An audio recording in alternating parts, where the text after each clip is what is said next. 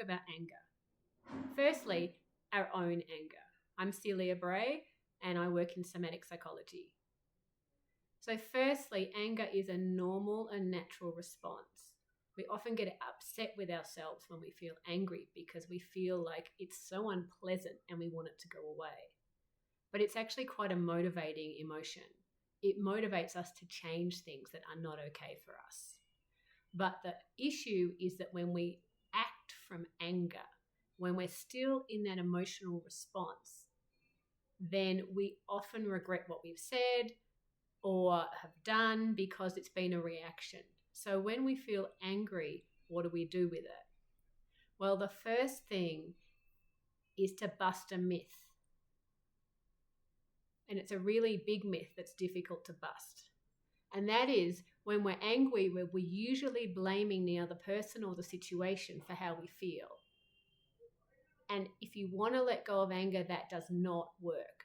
The more you point the finger out there and say, I feel this way because of you or because of that situation, we stay hooked and we cannot let it go. It eats us up.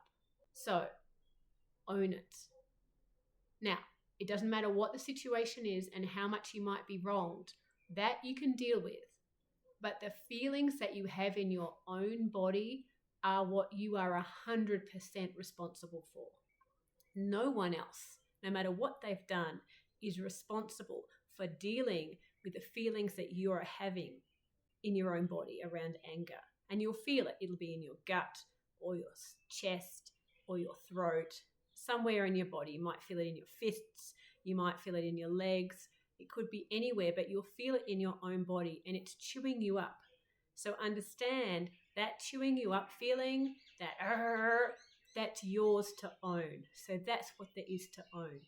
Own it. Own the feelings in your own body. Don't blame the other person for what you feel. Then the thoughts that you're having, the story you'll be having, it'll going round and round and round in your head. It'll be like, they shouldn't have done that, or this shouldn't be happening, or whatever it is. That's okay. That's our minds trying to fix it and trying to figure out what to do. So don't try and negate those thoughts. Just let them float through.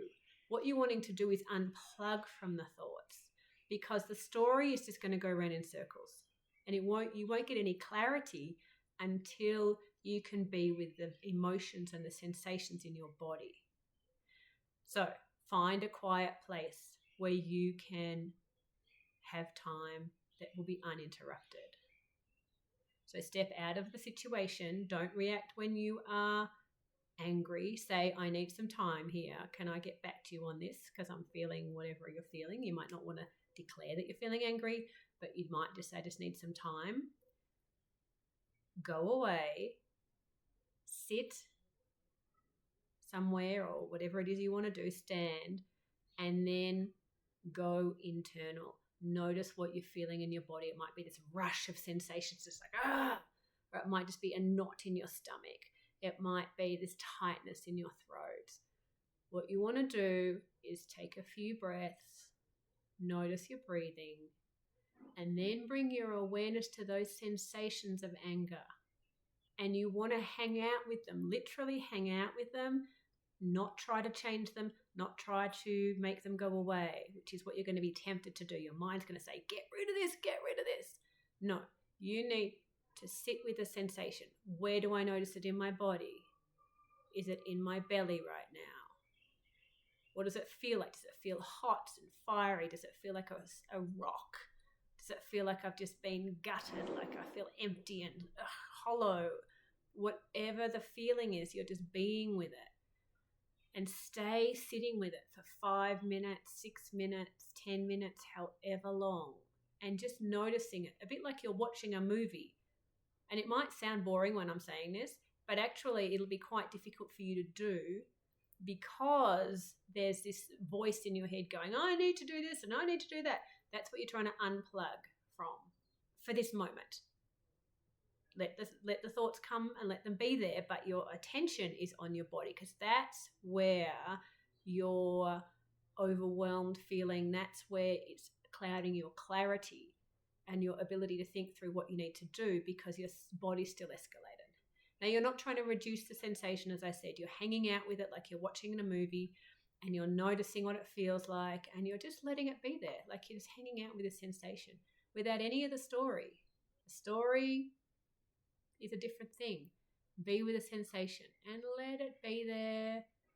See, it'll get higher, it'll get lower, it'll feel like it's expanding, it's getting smaller, whatever's going on for it. Just be with it and use your breathing to support you. So,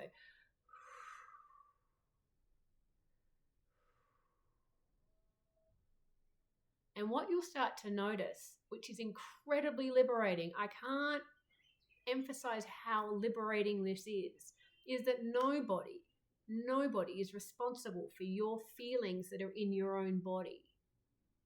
Nobody's responsible for fixing them.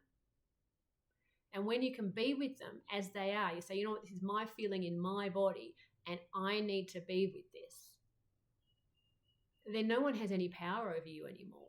You can then start to make some choices. So the next step, once you've been with your sensations and you are starting to find balance again, this might take a few times, like it might be even a few hours, not that you're sitting for a few hours, but it might be that you go for 5 minutes, you sit for 5 minutes, and then you take a break, and then you come back, go for a walk, and then come back, whatever it is that you need to do in between time.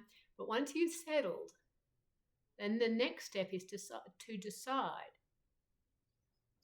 what you want to do about that situation. Is that behavior from that person okay with you or not?